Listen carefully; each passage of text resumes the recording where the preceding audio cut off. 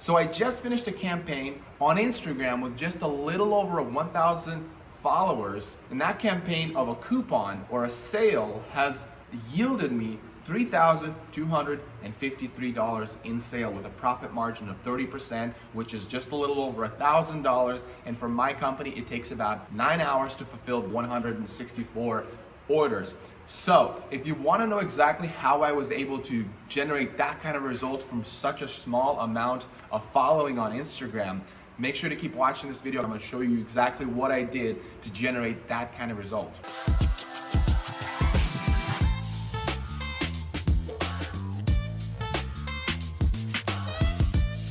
Hi guys, welcome to Talk Shop. This is where I wanted to share with you guys really my first case study. I just finished this campaign and I had great results, and I'm going to share with you guys my marketing strategy that I used, that I was able to really juice out that much success from just a small amounts of following on Instagram. All right, so here we are on my computer. So I did a summer pop coupon or discount code that they can use, and it yielded me 164 uses of it and $3,253 in sales, which is insane. Now you're probably thinking, well, it's probably such a crazy discount that that people couldn't resist and they bought it. Well, yes and no.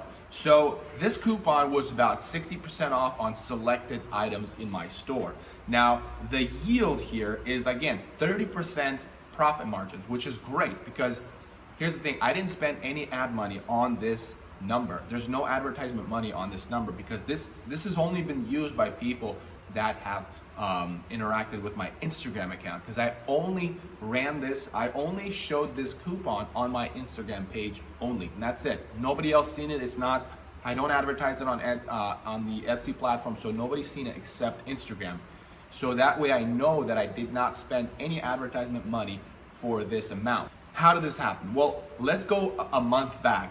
Now, I like to think of these kind of things as campaigns. A lot of people make coupons or sales and they just hope people buy more money, more stuff from them, and they make more money.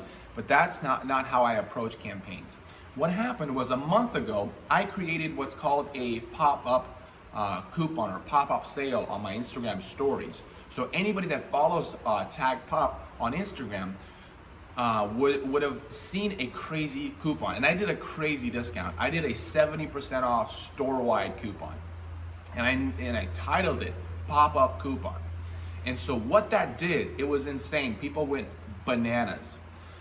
Now I profited very small. I profited about 10% from each of the sale, and for me, because my process in my shop is so good that profiting 10% is still really good.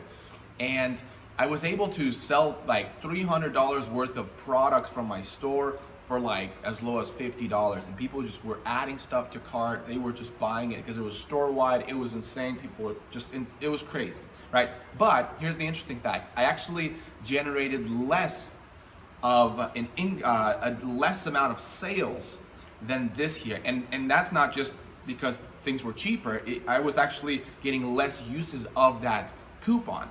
Now, but that was fine, because what my strategy was is I want to create an emotional impulse, an emotional response of people saying, this is insane that a shop did that, 70% off. So it created an emotional response in their mind. So after my sale was ended, people were like, hey, can I still use that coupon? They're just asking me. And so I made an Instagram story post saying, hey guys, we'll do these at random, so make sure to follow us on Instagram and follow our stories. Right? I just kind of let that out there.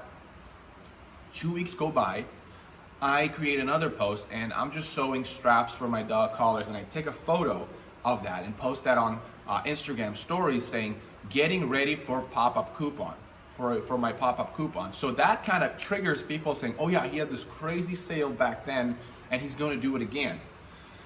Now, I've kind of built a journey, a customer journey from after I completed this one, and I seen some of the customers on Instagram and their comments, reaction, and I kind of mapped out a story. And this is a theoretical story. I like to do this because it gives me a better idea on how I can leverage this journey.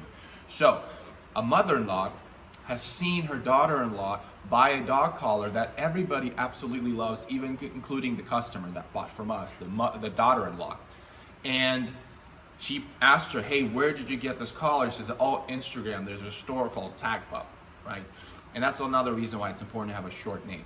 And they did this crazy 70% off store-wide, and so I had to use the opportunity, and I bought this collar for like $12 or something, like very cheap. And the mom's like, are you kidding me? This is insane. And so then the journey goes like this. Again, this is all theoretical, but I had to map it, taking several different bits and when people followed me, what they said. And then when I posted that photo saying getting ready for my coupon, the mother-in-law needed to get some pet products, some pet accessories. Now the daughter-in-law said, hey mom, don't buy anything yet. I saw this story post on Instagram that he's gonna do it again, or they're gonna do it again. So hold off, go ahead and follow them. And this mother-in-law that I'm talking about, she actually followed me during that time when I posted that getting ready for Instagram, getting ready for a pop-up sale. So when I posted that, that started to create pressure. And pressure is great because people are anticipating something, right? They're reserving their purchases. You've done this on Friday, the Black Friday sale. You don't buy a couch, you don't buy a TV before then. You're waiting for that day. And so what that did, theoretically, it stole my competitors' customers, even from Petco, even from anywhere else that were going to buy dog collars or any other accessories. It prevented them from buying it, therefore I stole their customers. So yesterday comes along when I launched this pop-up sale of 60% off. Now I did it on selected items. I did it on dog collars only, and I turned off my free shipping. So I automatically added $3 of value to each listing by just turning the advertisement back, turning the shipping back on. So in a way, it's not really 60%, because what happened, people wanted the matching leash, but the leash was not on a discount. So when they added a collar and a leash, that is $50 that they spent on my store, but it cost me anywhere from $5 to $10 to make that set. So I profited very well. And though when they bought one collar or two collars, they paid as low as $15 to $17 for that, and that brought the profit margins to about 20% to 15%. But with the leashes, people that bought the leashes, with the other stuff that people added to cart, it brought me to 30% profit margins. So in doing so, I was able to create a sort of a culture that people saying, hey, they're going to do this insane thing that they do all the time. But this time they didn't realize that it was actually not that crazy of a sale. It was still a sale and it was still exciting, but it built up on that first initial 70% off crazy emotional response. And so now I've created a culture on Instagram. Everybody that follows my story specifically, I don't post this on my Instagram wall. I do it only on the story for only a selected few. That creates pressure. It creates a closed environment, a closed tube, and it creates high pressure, and then people tell one another about it. Instagram is not really about how much followers you have. How much followers you have is just a window to more people. And obviously the more followers you have, the higher the more leverage that you have. It's more of a window. And depending on how much followers you have, it's showing you the size of the window. But it's the window to other people. And that's why Instagram has a lot of features where you can share, where you can tag, where you can let other people know. And so using that ability, using that leveraging the ability as a window, as a sharing opportunity, I was able to get a lot more sales from a lot more people, and I increased my followers, was able to make $3,253 in sale, profiting 30%, which is just a little over $1,000, and it takes us a little over a full day's work, and I just made $1,000 in just a short period of time. So if you like this video, make sure to subscribe, because I'm going to be giving you more case studies like this that worked for me, and I'll share also the things that didn't work. So if you really want the inside scoop, make sure to subscribe, hit the bell notification, and I'll see you next time.